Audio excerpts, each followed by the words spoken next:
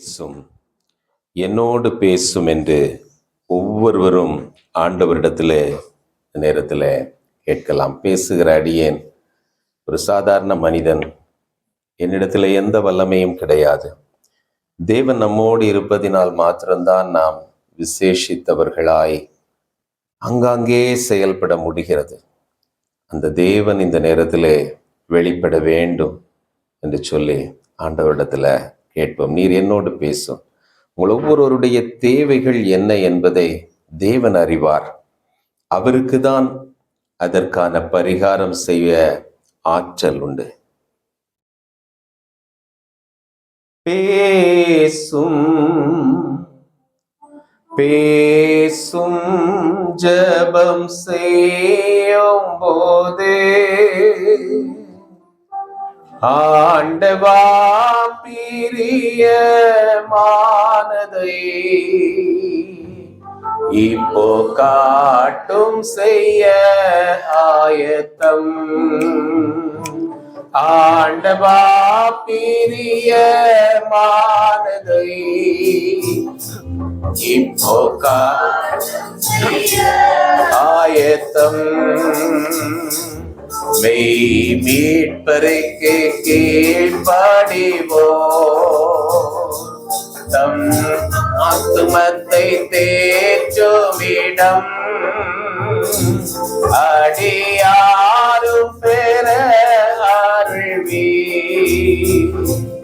அப்பதே விண்ணப்பம் கேட்டிடோ,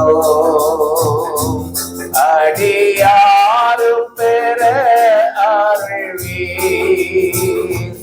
அப்பதே விண்ணப்பம் கேட்டிடோ.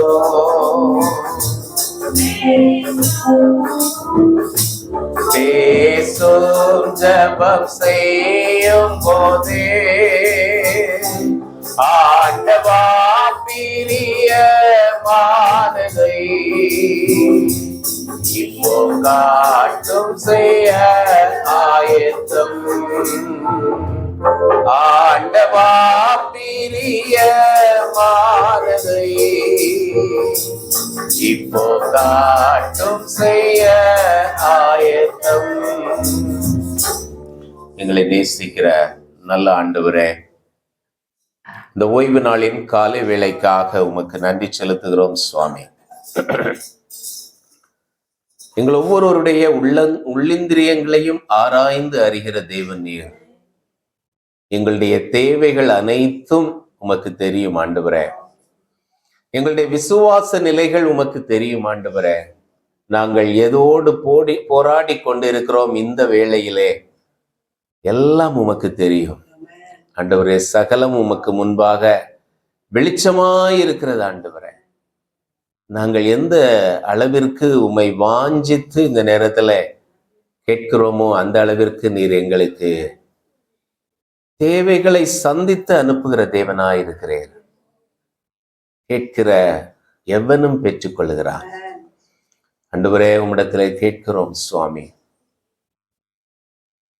நீர் ஒவ்வொருவருடைய தேவைகளையும் இந்த நேரத்திலே சந்தித்து அனுப்பும். பலவீனப்பட்டு வந்திருக்கிறவர்களை நீர் பலப்படுத்தி அனுப்பும் ஆண்டவரே. இருதயத்திலே சோர்ந்து போயிருக்கிறவர்களை உற்சாகப்படுத்தி அனுப்பும் ஆண்டவரே. ஆண்டவரே, யார் யாருக்கு சுவாமி வார்த்தைகள் அவர்களை புடமிட வேண்டுமோ வார்த்தைகள் அவர்களோடு பேசட்டும் ஐயா, சுத்திகரிக்கட்டும் ஆண்டவரே. நீர் வரும்பொழுது நீர் இருக்கிற வண்ணமாகவே நாங்கள் உம்மை சந்திக்க வேண்டும்.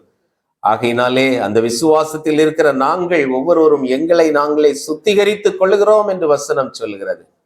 ஆண்டவரே, உம்முடைய வார்த்தை இல்லாமல், நீர் பேசாமல் நாங்கள் சுத்திகரிக்கப்பட முடியாது. நீர் எங்களை ஒருவரோடும் பேசும், எங்களை பலப்படுத்தும். இயேசுவின் நாமத்தில் பிதாவே, ஆமேன், ஆமேன். இந்த நாளிலே உங்களோடு பேசுவதற்காக தெரிந்து கொண்ட வேத பகுதி நாம் அனைவரும் அதிகமாய் வாசிக்கின்ற ஒரு சங்கீதம். சங்கீதம் 91 நாம் அதிகமாய் வாசிக்கிற ஒன்று, ஏன் அநேகர் மனப்பாடமாய் படித்து வைத்திருக்கிற ஒன்று. சில வீடுகளிலே பிள்ளைகளை இந்த சங்கீதத்தை காலையிலேயும் மாலையிலேயும் ஒரு முறை முழுவதுமாக சொல்லுவதற்கும் பழக்குவித்திருப்பார்கள். அப்படி பழகி போன ஒரு சங்கீதம். இந்த சங்கீதத்துல என்ன சொல்லி இருக்கிறதுன்னு கேட்க குறைப்போம். அதை கொஞ்சம் சொல்லுவீங்களா? சங்கீதத்தின் மேன்மை என்ன? Protection of God. ஆண்டவர் நமக்கு கொடுக்கக்கூடிய பாதுகாவல். அவ்வளவுதானா? சத்துருக்களுக்கு முன்பாக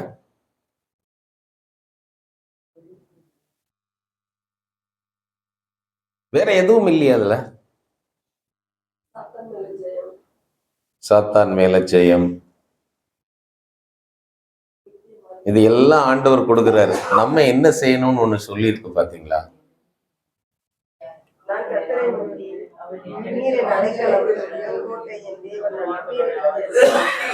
9வது வசனத்தை வாசிங்க.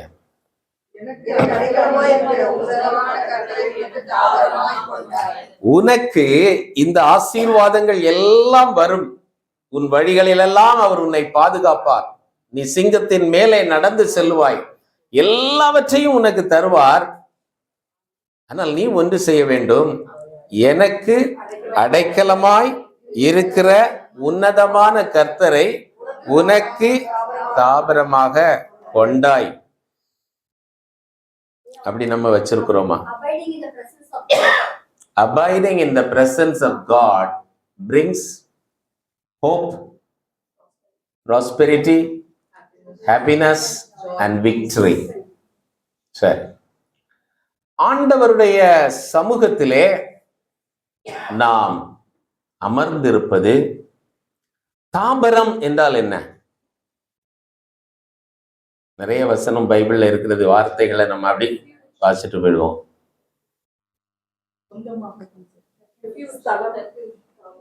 தங்கும் ஸ்தலம். அதற்குள்ள நீ இருக்கிற, எனக்கு அடைக்கலமா இருக்கிற உன்னதமான கர்த்தரை உனக்கு தாபரமாக கொண்டாய். புகலிடம் இஸ் ரெஃப்யூஜ். தேவைப்படும் போது போய் உள்ள உட்கார்ந்துக்கிறது புகலிடம். தாபரம் என்ன? அங்கதான் இருக்கிறீங்க எப்ப பார்த்தாலும். அதான் வித்தியாசம். முதல் 2 வசனத்தையும் நம்ம பார்த்தோம்னா, உன்னதமானவரின் மறைவில் இருக்கிறவன், இதுவும் தாபரம் தான். இது ஒரு ஜெனரல் ஸ்டேட்மெண்ட். அவர் சொல்றார் சங்கீதக்காரன், உன்னதமானவரின் மறைவில் இருக்கிறவன் சர்வ வல்லவருடைய நிழலில் தங்குவான். நான் கர்த்தரை நோக்கி, நீர் என் அடைக்கலம், என் கோட்டை, என் தேவன் சொல்லுவேன். இது ரெண்டும் அவர் செய்து கொண்டே இருக்கிறார். சங்கீதத்தை ஆக்கியோர் அவருடைய ஒரு அண்டர்ஸ்டாண்டிங், அவருடைய புரிந்துணர்தல், உன்னதமானவரின் மறைவில் நம்ம இருந்தால் அப்புறம் எல்லா காரியங்களையும் அவர் உன்னை வேடனுடைய கண்ணிக்கும் பாழாக்கும் கொள்ளை நோய்க்கும் தப்புவிப்பார், எல்லாவற்றையும் சொல்றாரு. இடையில இதுல பாத்தீங்கன்னா உன்னை உன்னை உன்னைன்னு ஒரு 10 தடவைக்கு மேல சொல்லி இருக்கிறாங்க. எல்லாம் உனக்காக. நம்ம அநேக நேரத்துல யாரையாவது ஆசீர்வதிக்க வேண்டும் என்றால் இந்த சங்கீதத்தை வாசித்து ஜெபிப்பது உண்டு. இதெல்லாம் செய்யறோம். ஆனா அதற்கிடையில ஒரு கண்டிஷன் சங்கீதக்காரன் அப்படி அழகா அப்படி வச்சிருக்கிறாரு. இந்த அனுபவம் எனக்குள்ளே வந்ததற்கு காரணம், நான் அவரை எனக்கு அடைக்கலமாக கொண்டிருக்கிறேன். அந்த கர்த்தரை, உன்னதமான கர்த்தரை உனக்கு நீ தாபரமாக கொண்டாய் என்று ஒரு ஆசீர்வாதமாக சொல்லுகிறார். எனவே இந்த தாபரம் என்றால் என்ன? தாபரமாக கொண்டவர்கள் எப்படி இருந்தார்கள்? மறைவிடம் என்றால் என்ன? உன்னதமானவரின் மறைவில் இருக்கிறவர். ஆங்கிலத்துல பார்த்தா சீக்ரெட் பிளேஸ் என்று போடப்பட்டிருக்கிறது. இவைகளைத்தான் நாம் இன்றைக்கு சிந்திக்க இருக்கிறோம். இந்த தாபரமாக கொண்டாய் என்று சொல்லப்படும் பொழுது எனக்கு அதிகமாக மனதில் வருவது ஒரு பழைய ஏற்பாட்டு தேவ மனிதர் யோசுவா. இந்த யோசுவாவை பற்றி நாம் பார்க்கும் பொழுது யாத்திராகமம் 33வது அதிகாரத்துல 11வது வசனத்தை நான் வாசிக்கிறேன். ஒருவன் தன் சிநேகிதனோடே பேசுவது போல கர்த்தர் மோசேயோடே முகமுகமாய் பேசினார். பின்பு அவன் பாளையத்துக்கு திரும்பினான். நூனின் குமாரனாகிய யோசுவா என்னும் அவனுடைய பணிவிடைக்காரனாகிய வாலிபன் ஆசரிப்பு கூடாரத்தை விட்டு பிரியாதிருந்தான். இதுதான் தாபரம். ஆண்டவர் மோசே கிட்ட தான் முகமுகமாய் பேசுகிறார். ஏன்ட்ட பேசலையே? யோசுவா நினைத்திருக்கலாம்ல, வாலிபன் மோசே கிட்ட பேசுறாரு. என்கிட்ட பேசலையே, நான் எதுக்கு இங்க இருக்கணும்? நானும் பாளையத்துக்கு போயிடலாமே. இல்ல, நான் அவருடைய கூடாரத்தில் தங்கி இருந்து அதை பராமரிப்பது, அதை செப்பனிடுவது, அதற்கு என்னென்ன செய்ய வேண்டுமோ அதில் நடக்கிற அனைத்து காரியங்களிலும் நான் பங்கு பெற்று அங்கே நான் தங்கியிருப்பேன் அப்படின்ட்டு ஒரு தீர்மானம் பண்ணி அந்த யோசுவா செயல்படுகிறார். இப்படி அவர் செயல்பட்டதின் விளைவுதான் அவருடைய வாழ்க்கையில பணியை செய்வதற்கு அவர் ஆயத்தமான போது யோசுவா 1வது அதிகாரத்துல ஆண்டவர் பெரிய பொறுப்பை கொடுக்கிறாரு.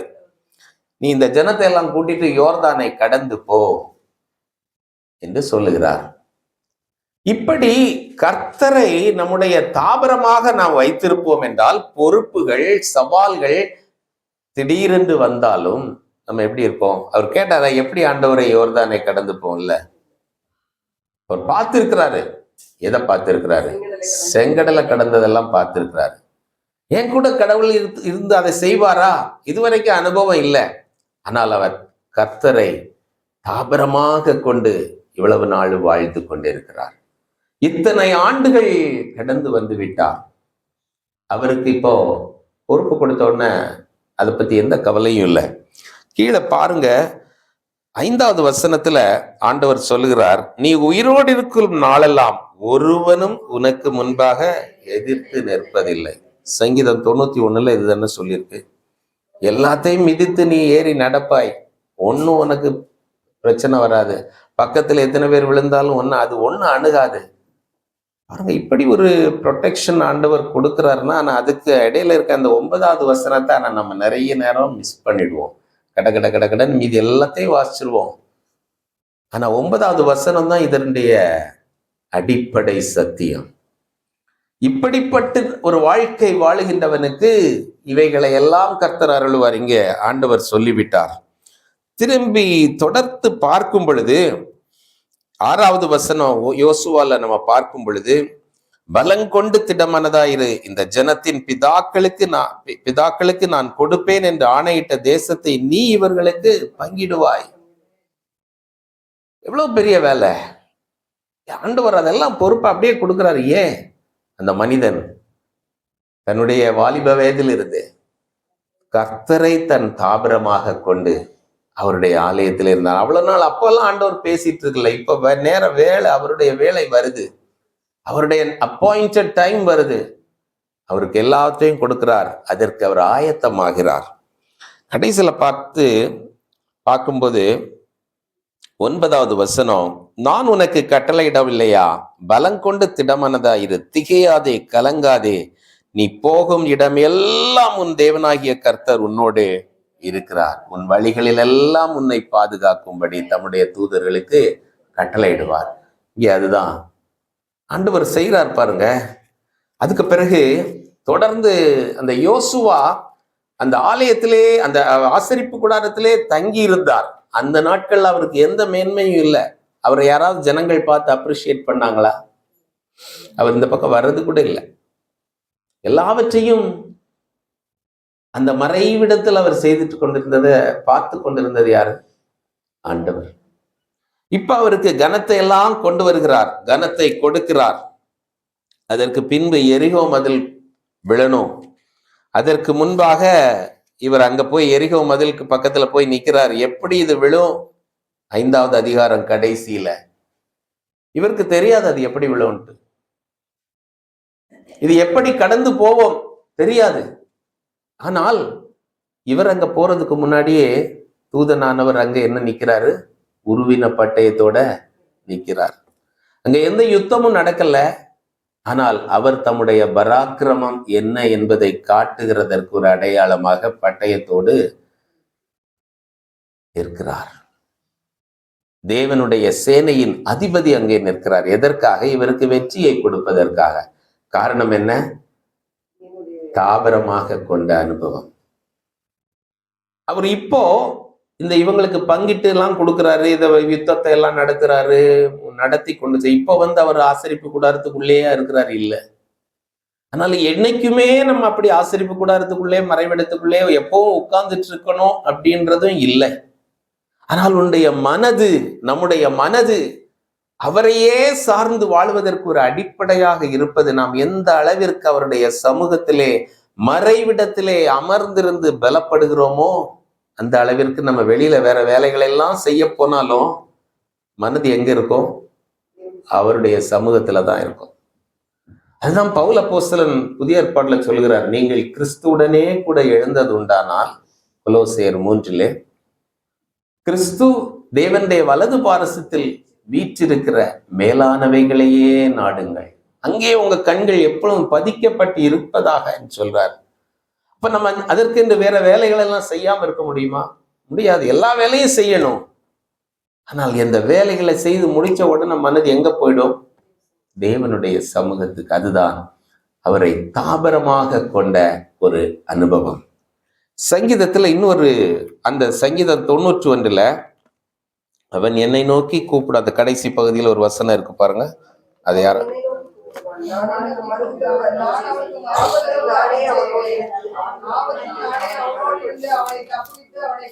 கனம் பண்ணுவேன், அவன் என்னை நோக்கி கூப்பிடுவான். யோசுவா 10வது அதிகாரத்துல நம்ம பார்க்கும் பொழுது அவ்வளவு பெரிய ராட்சத ஜனங்கள், பெரிய ஜனம் எமோரியர், அவர்களை வீழ்த்தணும். இஸ்ரவேல் ஜனங்கள் அப்படி பெரிய யுத்த வீரர்கள் அல்ல. எகிப்துல அவங்க வெறும் அடிமைகள். ஆண்டவர் அங்கிருந்து கூட்டிக் கொண்டு வரும் பொழுது அமலேக்கியர் அவர்களுக்கு விரோதமாக வருகிறார்கள். யாத்திராகமம் 14 நம்ம பார்க்க முடியும். இவர்கள் இதுவரை யுத்தம் செய்து பழகாதவர்களானதுனால எகிப்துல இருந்து கானானுக்கு நேர இப்படி போக வேண்டிய இடத்துல வழியில இருக்கிறாங்க அமலேக்கியர் நடுவுல. இவங்களை அவாய்ட் பண்ணணும்ட்டு ஆண்டவர் இப்படி கூட்டிக் கொண்டு வந்தார் என்று சொல்லப்பட்டிருக்கிறது. அப்படி இருந்தும் இங்க சண்டைக்கு வந்தாங்க, அது வேற விஷயம். இப்ப இவங்களால ஒன்னும் செய்ய தெரியாது. இவங்களுக்கு மண்வெட்டி தான் கையில இருக்கும், வேற ஒண்ணும் இருக்காது. அப்படிப்பட்ட ஜனங்களை வைத்து எமோரியர்களை மேற்கொள்ளுகிறார். ஆண்டவரிடத்தில் அவர் ஜெபிக்கிறார். 12வது வசனம், கர்த்தர் எமோரியரை இஸ்ரவேல் புத்திரருக்கு, யோசுவா 10:12 ஒப்பு கொடுக்கிற அந்நாளிலே யோசுவா கர்த்தரை நோக்கி பேசி, ஆண்டவரிடத்துல பேசுகிறார். என்ன சொல்றாரு? பின்பு இஸ்ரவேலின் கண்களுக்கு முன்பாக சூரியனே நீ கிபியோன் மேலும், சந்திரனே நீ ஆயலோன் பள்ளத்தாக்கின் மேலும் தரித்து நில்லுங்கள் என்றார். கர்த்தரிடத்துல தனியா முதல்ல பேசி இருக்கிறாரு. இப்ப ஜனங்களுக்கு முன்பாக நின்று சூரியனுக்கும் சந்திரனுக்கும் கட்டளை கொடுக்கிறார், நெல்லுங்க அப்படின்ட்டு. இதைத்தான் எலியாவும் செய்தார். அக்கினி இறக்குவதற்கு முன்பாக ஜெபித்தை சொல்லுகிறேன் என்று செய்கிறேன் என்பது விளங்க பண்ணும்படியாக அக்கினியை இறக்கும் ஆண்டவர் என்று. அப்போ இவர்கள் எல்லாம் மறைவிடத்திலே ஆண்டவரிடத்திலே அதிகமாக பேசுகிறவர்கள். இதைத்தான் இங்கே சங்கீத 91 பார்க்கிறோம். இந்த மறைவிடத்தின் அனுபவத்தை தான் நம்ம ஜெபம் அப்படின்னு சொல்றோம். ஆனா நம்ம எப்படி ஜெபிக்கிறோம் என்பது அடுத்த பகுதி நாம் சிந்திக்க இருக்கிறோம். நம்ம வீட்டில இருந்து ஆண்டவரிடத்துல அமைதியாக ஜெபிக்கிற நேரங்கள் எவ்வளவு? நம்ம அப்படியெல்லாம் ரொம்ப ஜெபிக்கிறதுல ரொம்ப குறைவுள்ளவங்களா இருக்கிறோம்னு தான் சர்ச்சில் ஜெபம்னு சொல்லி கூப்பிடுறாங்க. நம்ம ஜெபம் பண்ண வர்றோமா? வர்றதுல ரொம்ப ஒரு ஆர்வம் இல்லை. ஏன்? அது ஒரு காரணம். என்ன என்று பார்க்க இருக்கிறோம். அப்படியே வந்தாலும் நம்ம என்ன ஜெபித்து விட்டு என்ன சாதிக்கிறோம், எல்லாவற்றையும் கொஞ்சம் சிந்திக்க இந்த நேரத்தில் கர்த்தர் உதவி செய்வாராக. இப்போ முதலாவது காரியம், எனக்கு அடைக்கலமாய் இருக்கிற உன்னதமான கர்த்தரை உனக்கு தாபரமாக கொண்டாய். நான் கொண்டிருக்கிறேன் என்று ஒருத்தரும் கேள்வி கேட்டுக் கொள்ளுங்கள். தாபரமாக கொண்டவர் யோசுவா. அவருடைய வாழ்க்கையில் உள்ள வெற்றிகளை நாம் பார்த்தோம். அதைத்தான் இங்க சங்கீதத்துல சொல்லியிருக்கு. ஏதோ நடக்காதது இல்லை, நடந்ததுதான். ஆனால் இன்றைக்கு நமக்கு அப்படிப்பட்ட வெற்றிகளையும் ஆசீர்வாதங்களையும் அனுபவிக்க முடியவில்லை என்றால் நாம் எந்த அளவிற்கு அவருக்குள்ளே தங்கி இருக்கிறோம், நிலை கொண்டு இருக்கிறோம், சிந்திக்கலாம். இப்போ இந்த மறைவிடம் பற்றி, உன்னதமானவரின் மறைவில் இருக்கிறவன் சர்வ வல்லவருடைய நிழலில் தங்குவான். ஆண்டவராகிய இயேசு கிறிஸ்து இந்த மறைவிடத்தை பற்றி பேசி இருக்கிறார். மத்தேயு 6வது அதிகாரம் 6வது வசனத்தை நான் வாசிக்கிறேன். மத்தேயு 6:6. நீயோ ஜெபம் பண்ணும்போது உன் அறை வீட்டுக்குள் பிரவேசித்து உன் கதவை பூட்டி அந்தரங்கத்தில் இருக்கிற உன் பிதா. பிதா எங்க இருக்கிறாரு? அங்க இருக்காருன்னு நினைச்சிடாதுங்க. நம்ம அந்தரங்கம் எங்க இருக்கோ அங்க இருக்கிறாரு. அந்தரங்கத்தில் இருக்கிற உன் பிதாவை நோக்கி ஜெபம் பண்ணு, அப்பொழுது அந்தரங்கத்தில் பார்க்கிற உன் பிதா வெளியரங்கமாய் உனக்கு பலன் அளிப்பார். அந்தரங்கத்தில் இருக்கிறவர் தான் அவர். அதான் ஆண்டவர் சொன்னார், வழி அருகையெல்லாம் நின்று ஜெபம் பண்ணிட்டு எல்லாரும் பார்வைக்காக ஜெபம் பண்ணாங்க. அதுக்குன்னு வழியில ஜெபம் பண்ணக்கூடாதுன்னு சொல்லல. தேவை உள்ளவர்களை சந்திக்கும் பொழுது ஜெபிப்பது நல்லது, தவறு அல்ல. ஆனால் ஆண்டவர் விரும்புவது அந்தரங்கத்தில் அவர் இருக்கிறார். நம்முடைய அந்தரங்கத்தை பார்க்கிறவர். அந்தரங்கத்தில் உன்னுடைய ஜெப விண்ணப்பம் எப்படி வருகிறது என்பதை பார்த்து அதற்கு வெளியரங்கமாய் பதில் கொடுக்கிறவர் அவர். பல நேரத்துல நம்ம இந்த ஜெபம் பண்ண சொன்னா நம்ம எப்படி ஜெபம் பண்ணுவோம்? நிறைய வசனம் எல்லாம் போட்டு ஒரு பியூட்டிஃபுல் பிரேயர் அப்படின்னு எல்லாருக்கும் தெரிகிற அளவுக்கு நம்ம ஜெபம் பண்ணிடுவோம். வசனத்தை சொல்லி ஜெபிப்பது தவறு அல்ல. அது நம்முடைய விசுவாசத்தை உற்சாகப்படுத்தும், அதற்காக. ஆனால் நம்முடைய நோக்கம் என்ன? ஜெபிக்கும் பொழுது நம்ம எந்த அளவிற்கு நம்முடைய அந்தரங்கம் அவரோடு தொடர்பு கொள்ளுகிறது, அது ரொம்ப முக்கியம். சில நேரத்தில் நம்ம அந்தரங்கத்துல ஜெபிக்கும் பொழுதே வசனம் ஒன்றன் பின் ஒன்றாக வந்து கொண்டே இருக்கும். இந்த வசனம் இப்படி சொன்னீங்க ஆண்டவரே, இந்த வசனம் இப்படி சொல்லியிருக்கீங்க. அவர் இல்லை, ஆண்டவருக்கு நம்ம தான் சொல்லி கொடுக்கணுமா? இல்லை. ஆனால் நாம் இதையெல்லாம் சொல்லும் பொழுது நம்முடைய விசுவாசம் பலப்படும். ஆனால் நம்முடைய நோக்கம் இந்த வசனத்தை எல்லாம் கோட் பண்றது அல்ல நோக்கம். நம்முடைய நோக்கம், நம்முடைய அந்தரங்கம் அவருக்கு ஒத்து இருக்க வேண்டும். அந்த அந்தரங்கத்தில் நம்மை பார்க்கிறவர் வெளியரங்கமாய் நமக்கு பதில் கொடுக்க வேண்டும். 7வது வசனம் பாருங்க. நீங்கள் ஜெபம் பண்ணும்போது அஞ்ஞானிகளைப் போல வீண் வார்த்தைகளை அலப்பாதேயுங்கள். அதிக வசனத்தினால் தங்கள் ஜெபம் கேட்கப்படும் என்று நினைக்கிறார்கள். இதையும் நம்ம கவனிச்சுக்கணும். நிறைய வார்த்தை போட்டு ஜெபம் பண்ணி, எப்ப பார்த்தாலும் திரும்ப திரும்ப திரும்ப ஜெபம் பண்ணி, ஒரு 100 தடவை ஒரே இதுக்கு ஜெபம் பண்ணிட்டு இருந்தாதான் ஆண்டவர் தருவாருன்னு நினைக்க கூடாது. 100 தடவை ஜெபம் பண்ணணும்னு தோணுனா அந்தரங்கத்துல ஜெபம் பண்ணுங்க, தப்பே இல்லை. ஆனா நான் இன்னைக்கு 10 தடவை இதை கேட்டுட்டேன்னா ஆண்டவர் தந்துருவாரு, அப்படி இல்லை. கேளுங்கள் அப்படின்னு ஆண்டவர் சொல்லியிருக்காங்க. கேட்டுக்கிட்டே இருப்பேன், இடைவிடாமல் ஜெபம் பண்ணுங்கள், இடைவிடாமல் கேட்டுக்கிட்டே இருப்பேன். இது எல்லாம் உண்மைதான். ஆனா அடிப்படை உன் அந்தரங்கத்தில் இருக்கிறவர், உன் அந்தரங்கத்தை பார்த்து பலன் அளிக்கிறவர். 1 சாமுவேல் 16வது அதிகாரம் 18வது வசனத்தை யாராவது ஒருவர் வாசியுங்கள். 1 சாமுவேல் 16:18. அப்பொழுது அந்த வேலைக்காரி ஒரு பிரதியுத்தரமாக, இதோ பெத்லெகேமியனாகிய ஈசாயின் குமாரன் ஒருவனை கண்டிருக்கிறேன். அவன் ஆத்மனில் தேறினவன், அவன் பராக்கிரமசாலி, யுத்த வீரன், காரிய சமர்த்தன், சௌந்தரியம் உள்ளவன், கர்த்தர் அவனோட கூட இருக்கிறார் என்றான். இந்த சூழ்நிலையை நாம் பார்க்கும் பொழுது ஏற்கனவே சவுல் ஆண்டவரை விட்டு விலகி போய்விட்டார். இந்த சவுலை குறித்து ஆண்டவர் சாமுவேல் மனஸ்தாபம் அடைந்து கொண்டிருக்கிறார். ஆண்டவர் சாமுவேலிடத்துல சொல்லுகிறார், எவ்வளவு நாள் நீ மனஸ்தாபம் பட்டு கொண்டிருப்பாய், போய் நான் சொல்லுகிற அடுத்த ராஜாவை அபிஷேகம் பண்ணு. அவர் ஈசாயின் வீட்டிற்கு வருகிறார்.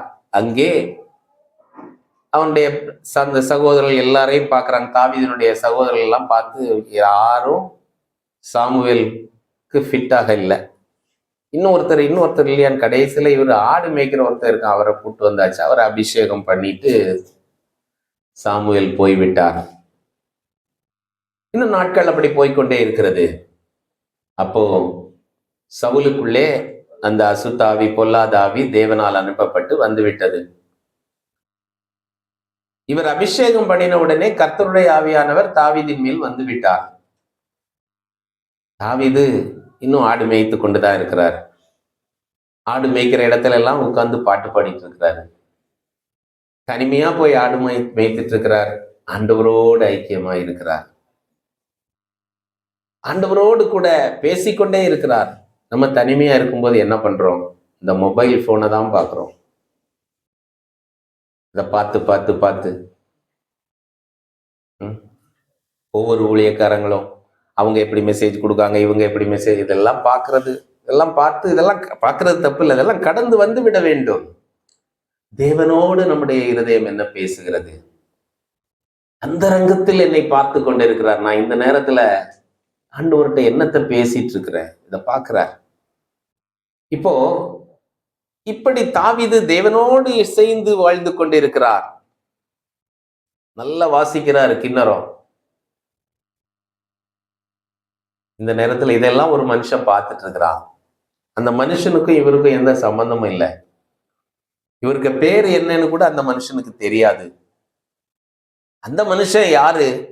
ராஜாவுடைய ஊழியக்காரன் சவுல். சவுலுக்குள்ள கெட்ட ஆவி வந்தோன்னா, அசுத்தாவி வந்தோன்னா அவரு கஷ்டப்படுறத பார்த்தோன்னா அலைக்கழிக்கிறது. இதை வாசிக்கிறவன் யாராவது ஒருவர் கூட்டிட்டு வாங்க அப்படின்னு சொல்லுகிறார். உடனே ஊழியர் அங்க நின்னவர் தான் இந்த சொல்லுகிறாரு. அந்த வேலைக்காரர்கள் ஒருவன் பிரதியுத்தரமாக, இதோ பெத்லேகேமனாகிய ஈசாயின் குமாரன், அவ்வளவுதான் தெரியுது. அவன் பேரு தாவீதுன்னு கூட தெரியல. ஒருவனை கண்டிருக்கிறேன், அவன் வாசிப்பதில் தேறினவன். அப்ப இந்த வார்த்தை அந்தரங்கத்தில் இவன் எப்படி வாழ்ந்து கொண்டிருக்கிறான் என்று பார்த்த ஆண்டவர் இவனை அரண்மனைக்கு கொண்டு செல்லுவதற்காக பயன்படுத்தினது ஒரு ஊழியக்காரனை. வெளியரங்கமான பலனை கொடுக்கிறவர் ஆண்டவர். இதை போல நம்ம நினைப்போம், நான் எங்கேயோ வனாந்திரத்துல இருந்து பாட்டு பாடிட்டு இருக்கிறேன், நான் எங்க வீட்டுக்குள்ள இருந்து பாட்டு பாடுறேன், என் வீட்டுல கதவை பூட்டிட்டு இருந்து பாட்டு பாடுறேன். யாருக்கு தெரியும்? யார் என்னை கவனிக்கிறாங்க? வீட்டுல இருந்து ஜெபம் பண்ணிட்டு இருக்கிறேன், அழுதுகிட்டு இருக்கிறேன், ஆண்டவரே என்று பல காரியங்களுக்காக ஜெபித்து அழுது ஜெபித்து அவரோடு ஐக்கியப்பட நாம் கற்றுக்கொள்வதை விட மேலான அனுபவம் ஒன்றும் கிடையாது. எந்த ஊழியமும் அதோட பெருசு இல்லை. ஊழியங்கள் எல்லாம் அவசியம். ஆனால் தேவனோடு ஐக்கியமாய் இருப்பதற்கு நாம் கற்றுக்கொண்டோம் என்றால், அதைத்தான் யோசுவா கற்றுக்கொண்டார். அவர் அப்படியே இருந்து கொண்டிருந்தான். ஆண்டவர் அவனை தெரிந்து வைத்துக் கொண்டார். மோசே இருக்கிற வரைக்கும் ஒண்ணும் இல்லை. மோசே நாட்கள் முடிகிற போது தேவன் அந்த கனத்தை மகிமையும் யோசுவாவுக்கு கொடுக்க தீர்மானித்து வைத்திருந்தார். இங்கே தாவீது வனாந்திரத்துல இருந்து பாட்டு பாடிட்டு இருக்கிறாரு. அதை கேட்டு போய் அங்க அரண்மனையில சொல்றதுக்கு ஒரு ஆளை கடவுள் வச்சிருக்கிறார். அதுதான் இங்க சொல்றாரு, அந்தரங்கத்தில் இருக்கிற பிதா, அந்தரங்கத்தில் உன்னை பார்க்கிறவர் உனக்கு பலன் வெளியரங்கமாக கொடுப்பார். எனக்கு அடைக்கலமாய் இருக்கிற உன்னதமான கர்த்தரை உனக்கு தாபரமாக கொண்டாய். அதுதான் இதனுடைய அர்த்தம். தொடர்ந்து நாம் பார்க்கும் பொழுது இப்படியே கீழே வரிசையா ஆண்டவர் எப்படி ஜெபிக்கணும் இதெல்லாம் சொல்லி கொடுக்கிறார். ஆகையினால பல நேரத்துல நான் வெறும் பரமண்டல ஜெபம் பண்ணிட்டு போயிடுவேன் அப்படின்னு நம்ம நினைச்சுக்கவும் கூடாது. ஆண்டவராகிய இயேசு கிறிஸ்து எங்க போய் வனாந்தரமான இடத்துல போய் முழுவதும் ஜெபித்துக் கொண்டிருந்தார். அவர் இதை மட்டுமா சொல்லிட்டு இருந்திருப்பார்? இருதயத்தை ஊற்றிக்கொண்டே இருந்தார். பவுல் அப்போஸ்தலன் அவன் தேவனால் தெரிந்து கொள்ளப்பட்ட பின்பு அரேபிய வனாந்திரத்துல போய் ஆண்டுகள் 2-3 ஆண்டுகள் அங்கு இருந்தார் என்று வேதத்தில் பார்க்க முடிகிறது. என்ன பண்ணிட்டு இருந்தாங்க? ஆண்டவரிடத்துல பேசிக்கொண்டே இருந்தார்கள். அப்படியே நம்ம கீழே வரும் பொழுது 18வது வசனத்துல திரும்பவும் ஆண்டவர் சொல்கிறார், அப்பொழுது அந்தரங்கத்தில் பார்க்கிற உன் பிதா உனக்கு வெளியரங்கமாய் பலன் அளிப்பார். அந்தரங்கத்துலதான் பார்க்கிறாரு. யோசேப்பு எங்க இருக்கிறாரு? சிறைச்சாலையில இருக்கிறார். அங்க இருந்து அவரால் முடிந்த நல்லவைகளை செய்து கொண்டிருக்கிறார். துக்கமா இருக்கிறவங்களை பார்த்து நீங்க ஏன் துக்கமா இருக்கிறீங்கன்னு கேட்கிறார். இவருடைய துக்கம் எவ்வளவு பெரியது! தன் வீட்டையெல்லாம் விட்டுட்டு இங்க வந்து அனாதையாய் நிற்கிறார். வந்து அவர் ஒரு நல்ல காரியத்தை செய்து கொண்டிருந்தார். பொத்திபாரின் வீட்டுல இருந்து அவனுடைய வீடு கூட ஆசீர்வதிக்கப்பட்டது. கர்த்தர் அவனோடு கூட இருந்தார். அவன் செய்ததெல்லாம் ஆசீர்வதித்தார். ஆனால் கடைசியிலே கிடைத்தது தண்டனை. அந்த தண்டனையில வந்து இங்க சிறையில இருந்த இடத்துலயும் நல்லதுதான் செய்து கொண்டிருந்தார். ஆனால் அந்த சுயம்பாகியும் பானபாத்திரக்காரனுக்கும் வந்த சொப்பனத்தை எல்லாம் சொன்னார். இதெல்லாம் பண்ணிட்டு பானபாத்திரக்காரன் விடுதலையாகி போயிட்டான். என்ன ஞாபகம் வச்சுக்கேன்னு சொல்லி அனுப்பினாரு. ஞாபகம் வச்சிருந்தாரா? போயிட்டாரு. ஆனா ஆண்டவர் மறக்கல. ஆண்டவர் ஞாபகம் வச்சிருந்தாரு. அங்கே பார்வோனுக்கு ஒரு சொப்பனம் வருகிறது. அந்த சொப்பனத்தை அவனால் விளங்கி கொள்ள முடியல. யார் விளக்கம் சொல்லுவா என்று கேட்க தூண்டுகிறார். அப்பொழுது அந்த பானபாத்திரக்காரனுக்கு இட்ஸ் காட்ஸ் அப்பாயிண்டட் டைம். ஏன் அன்னைக்கு ஆண்டவர் ஞாபகப்படுத்தினது அதுக்கு முன்னாடி ஞாபகப்படுத்தி இருக்கலாமே. அந்தரங்கத்துல பார்த்து கொண்டே இருக்கிறவர் வெளியரங்கமாய் பதில் அளிப்பதற்கு, பலன் அளிப்பதற்கு நேரம் குறிக்கப்பட்டிருக்கிறது. அந்த நேரத்துல சொல்லுகிறார், அவனை கூப்பிட்டு அவன் ஷேவ் எல்லாம் பண்ணி அவனை பத்திரமா கொண்டு வந்து ராஜா கிட்ட கொண்டு வந்து விடுறாங்கன்ட்டு வசனம் சொல்லுகிறது. ஆதியாகமம் 41:7 முதல் 14 வரை வீட்டில் சென்று வாசித்து பாருங்கள். ஆகையினால அந்த ரங்கத்துல நம்ம ஜெபித்து கொண்டே இருக்கிறதை ஆண்டவர் கேட்டுக்கொண்டே இருக்கிறார்.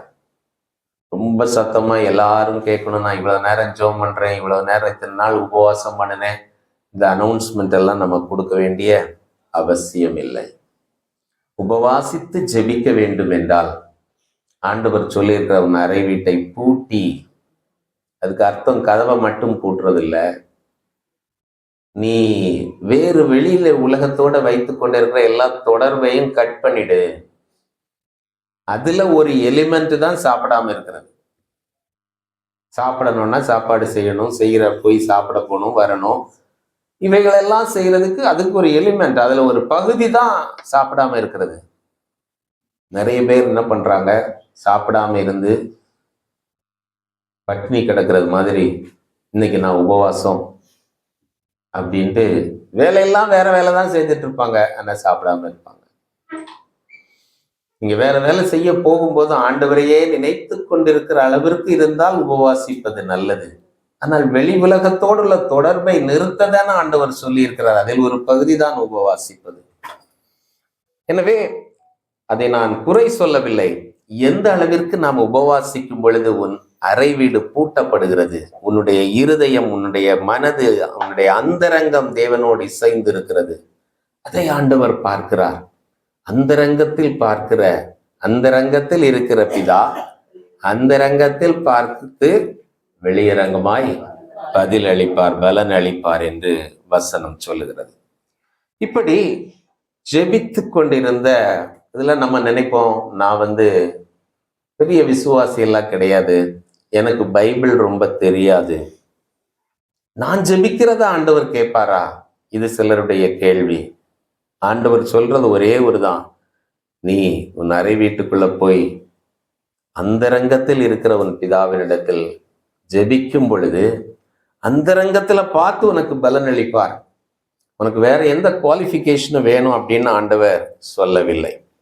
இதற்கு ஆதாரமாக ஒரு சிறிய நிகழ்வை உங்களுக்கு முன்பாக கொண்டு வர விரும்புகிறேன்.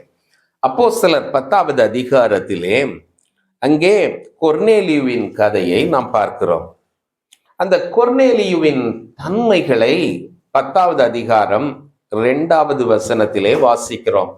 அவன் தேவ பக்தி உள்ளவனும் தன் வீட்டார் அனைவரோடும் தேவனுக்கு பயந்தவனுமாயிருந்து ஜனங்களுக்கு மிகுந்த தருமங்களை செய்து எப்பொழுதும் தேவனை நோக்கி ஜெபம் பண்ணி கொண்டிருந்தான். அவனுக்கு யெகோவா தேவன் தெரியாது. ஆனால் ஏதோ ஒரு தேவன், இந்த உலகத்தை படைத்த தேவன் என்று சொல்லி அந்த தேவனுக்கு பயந்தவனாயிருந்தான். நம்ம கிறிஸ்தவர்கள் எத்தனை பேருக்கு தேவ பயம், கர்த்தருக்கு பயப்படுகிற பயம் இருக்கிறது என்பதை நாம் சிந்தித்து பார்க்க வேண்டும். நம்ம ரொம்ப பழகிட்டோம், ஆண்டவருடைய தோல்ல கை போட்டு நடக்கிற மாதிரி நடக்கிறோம் நிறைய நேரத்துல. நம்ம அவருடைய பிள்ளைகள் தான், அவருடைய சகோதரர் இல்ல நண்பர்கள், எப்படி வேணாலும் வச்சுக்கலாம். ஆனால் ஆண்டவருக்கு கொடுக்க வேண்டிய அந்த மரியாதை, ரெவரன்ஸ் ஃபார் காட், அதை ஒருபோதும் விட்டுவிடக்கூடாது. இன்றைக்கு தேவனுக்கு பயப்படுகிற பயம் என்றால் என்ன?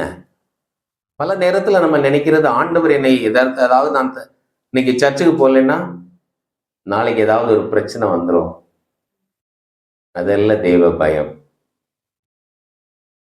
இன்னைக்கு நான் இதெல்லாம் செய்யலைன்னா எனக்கு நாளைக்கு எக்ஸாமினேஷன் நல்லா எழுத முடியாம போயிடும், அல்ல ஜெபம், அதல்ல பயம். இன்னைக்கு இது நான் செய்யலைன்னா என்னுடைய பிள்ளை ஏதாவது இதுல ஃபெயில் ஆயிடுவான், இல்ல வீட்டுல ஏதாவது நோய் வந்துடும், இது அல்ல தேவ பயம். தேவனோடு ஐக்கியமாய் இருப்பதற்கு தான் நாம் அழைக்கப்பட்டிருக்கிறோம், அதுல எந்த சந்தேகமும் இல்லை. அவருடைய குமாரனோடு ஐக்கியமாயிருப்பதற்கு உங்களை அழைத்த பிதா என்று கொரிந்தியர்ல சொல்கிறார். நம்மளை அழைத்த அழைப்பே குமாரனோடு ஐக்கியமாய் இருப்பதற்கு தான். கொலோசையர் 3 பார்க்கும் பொழுது, ஞானஸ்நானம் நம்ம எடுக்கும் பொழுது நாம் மரித்து நம்முடைய ஜீவன் கிறிஸ்துவோடு கூட தேவனுக்குள் இருக்கிறது என்று சொல்லப்பட்டிருக்கிறது. அப்ப நம்ம இயேசு கிறிஸ்துவோடு ஐக்கியமாய் இருப்பதை விட முதன்மையான காரியம் கிறிஸ்தவ வாழ்க்கையில வேற ஒன்றும் கிடையாது. சர்ச்சுக்கு வந்தியா, அதெல்லாம் ரெண்டாவது. தேவனோடு ஐக்கியமாய் இருப்பதற்கு ஏதுவாக உற்சாகப்படுத்துகிற அனுபவம் தான் இது சர்ச்சுக்கு வர்றது. சர்ச்சுக்கு பக்கத்துல வீடு இல்லை, வீட்டு பக்கத்துல சர்ச்சே இல்லை, போகவே முடியலன்னாலும் ஐக்கியமா இருக்க முடியும். நமக்கு தான் சென்னையில் இவ்வளவு சர்ச்சஸ் இருக்குது, எங்க போனாலும் எத்தனையோ இடங்கள்ல சர்ச்சஸ் இல்லையே, அங்க போனாலும் ஐக்கியமா இருக்க முடியும். கர்த்தருக்கு பிரியமானவன் பாபிலோனிலும் அவர் சித்தத்தை செய்வார். அப்போ அவரோட ஐக்கியமாய் இருக்கிறார் யாரு? கொர்நேலியு. கொர்நேலியு யாரு? ஒரு 100க்கு அதிபதி, ஒரு நல்ல, அவர் ஒரு ரோமனா இருந்திருக்கணும், அவர் யூதன் இல்லை. அன்றைக்கு ரோம அதிகாரத்துக்குள்ளதான் இருந்தார்கள். அவர் ஒரு ரோம அதிகாரியாக இருந்திருக்க வேண்டும், உயர் பதவியை வகித்தவர். இப்போ இவர் இருந்த 4 குணங்கள் என்னது? ஒன்று தேவ பக்தி, இன்னொன்று தேவனுக்கு பயப்படுகிற பயம், தான தர்மங்கள், தேவனை நோக்கி ஜெபம் பண்ணி கொண்டிருந்தார். இப்படி அவருடைய வாழ்க்கை போய்கொண்டே இருக்கிறது. அப்போ திடீரென்று பகலில் ஏறக்குறைய 9ஆம் மணி நேரத்துல தேவதூதன் தரிசனமாகி சொல்றாரு, நீ போய் பேதுருன்னு ஒருத்தர், சீமோன் என்று சொல்கிற பேதுரு ஒரு இடத்துல பக்கத்துல இருக்கிறார், அந்த வீட்டுல போய், தோல் பதனிடுகிறவனுடைய வீட்டுல போய் அவரை அழைப்பித்து வா, அவர் சொல்றதெல்லாம் கேளு அப்படின்ட்டு. இதை கொஞ்சம் அப்படி நம்ம விஷுவலைஸ் பண்ணி பார்க்கணும். இன்னைக்கு நம்மளை பார்த்து மீன் பிடிச்சிட்டு இருக்கிறவங்க, அங்க ஒருத்தர் இருக்காரு, அவன் போய் கூப்பிட்டு உங்க வீட்டுல வச்சு அவர் சொல்றதெல்லாம் நீ கேட்டு புரிஞ்சுக்க அப்படின்னு சொன்ன நம்ம எப்படி எடுத்துக்குவோம்? இப்ப நம்மை விட பல விதங்களிலே உயர்ந்த நிலையில் இருக்கிறார் கொர்நேலியு. இன்னைக்கு நம்முடைய சிட்டி இதுல தமிழ்நாடு ஸ்டேட்ல ஐஜின்னு வச்சுக்கோங்க. நம்ம எல்லாம் அடிக்கடி யூடியூப்ல ஒருத்தர் பார்க்குறோம், பழைய ஒரு அதிகாரி சைலேந்திர பாபு, அவருடைய ஸ்டேட்டஸ் அப்படின்னு வச்சுங்க. அவர் ஒரு நல்ல மனிதர், எந்த அளவிற்கு ஆண்டவருக்குள் அதெல்லாம் எனக்கு தெரியாது, பொதுவாக பார்த்தால் நல்ல மனிதர். இப்போ அவரை கூப்பிட்டு சொல்றாரு, நீ போய் அங்க பீச்சில் மீன் பிடிச்சிட்டு இருக்கிறான் பாரு, அவனை கூப்பிட்டு உங்க வீட்டில் வச்சு நான் சொல்றதெல்லாம் அவன் சொல்லுவான், நீ கேளு அப்படின்னு சொன்னா செய்வாங்களா? அப்படிதான் ஆண்டவர் சொல்லுகிறார். அவர் உடனே அதற்கு கீழ்ப்படுகிறார். உடனே அதற்கு கீழ்ப்படுகிறார். கீழ்ப்படிந்து பேதுருவை அழைத்து வருவதற்கு தன்னிடத்திலிருந்து 3 பேரை அனுப்பி விடுறாரு. அது அவ்வளவு செஞ்சுட்டு ஆண்டவர் பேதுருவை ரெடி பண்றாரு இல்ல. இதற்கெல்லாம் காரணம் என்ன? இவர் ஆண்டவரோட தெரியாமலே, யாருன்னு தெரியாமலே ஒரு தேவன் உண்டு என்று அவரிடத்திலே ஐக்கியமாயிருப்பதற்கு எல்லா நற்காரியங்களை செய்து கொண்டிருக்கிறார். அவருக்கு நான் எப்படியாவது என்னை வெளிப்படுத்த வேண்டும் என்று ஆண்டவர் விரும்புகிறார். அதனால இன்றைக்கு நம்முடைய வேத அறிவின் அடிப்படையில ஆண்டவர் நம்முடைய ஜெபங்களை கேட்கிறவர் அல்ல, அந்தரங்கத்தில் இருக்கிறவர். அந்தரங்கத்தில் உன்னை பார்த்து உனக்கு வெளியரங்கமாய் பதில் கொடுக்கிறவர். பேதுருவை அழைத்து வருவதற்காக அனுப்புகிறார். பேதுரு எண்ணம் என்னது? யூதர்களை தவிர வேற யாருக்கும் மேசியா கிடையாது இல்ல. இயேசு கிறிஸ்துவோடு கூட இருந்தவர் தான். இயேசு கிறிஸ்துவால் அபிஷேகம் பண்ணப்பட்டவர் தான். ஆனாலும் அவருடைய எண்ணம் என்ன? சுவிசேஷம் யூதர்களுக்கு தான். அது வரைக்கும் இல்லை. இந்த 10வது அதிகாரத்துக்கு அப்புறம் தான் அப்போஸ்தலர் நடவடிக்கைகள்ல புறஜாதியாருக்கு சுவிசேஷம் கொண்டு செல்லப்படுகிறது. இதற்கு கேட்வேயா இருந்தது யார்? கொர்நேலியு வீட்டுல இது நடந்த பிறகுதான் எல்லாரும் ஓஹோ அப்படின்னு யோசிச்சு பாக்குறாங்க. ஆண்டவர் பேதுருவை ஆயத்தம் பண்ணுகிறார். அவருக்கு ஒரு தரிசனம், உங்களுக்கு அதெல்லாம் தெரியும், நான் அதுக்குள்ள போகல.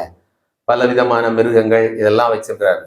இவர் பேதுருவை பாருங்க, இவர் பசி எடுக்கிற நேரத்துல, இங்க சாப்பாடு ரெடி ஆகிற நேரத்துல ஐயோ லேட் ஆகுதேன்னு முறுமுறுத்துக்கிட்டு இல்லாம மேல போய் ஜெபம் பண்ண போறாரு. அதுதான் தாபரமாக கொண்ட அனுபவம்.